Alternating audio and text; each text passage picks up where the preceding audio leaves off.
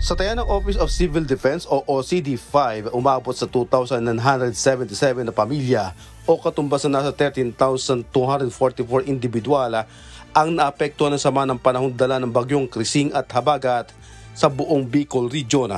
45 barangay naman sa 5 probinsya ng Albay, Camarines Norte, Camarines Sur, Catanduanes at Isla ng Masbate. 2 individual naman ang naulat na nasawi sanhi ng pagbagsak ng malaking puno ng akasya noong July 18, araw ng Biyernes sa barangay New Moriones o Campo Camarines Sur habang nakakaranas ng sama ng panahon ang lalawigan. Isa sa ilalim naman sa validation ng mga autoridad kung may kaugnayan sa sama ng panahon ang insidente.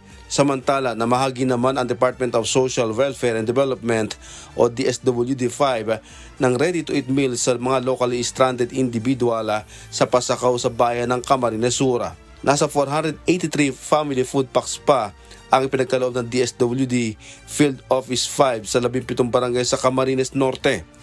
Kasama ang Bagasbas, Awitan, San Pedro at Mambalite at maging ang mga komunidad na matinding tinamaan ng sama ng panahon dulot ng bagyong Krising. Jerry Galicia, humahataw sa Balita Ngayon.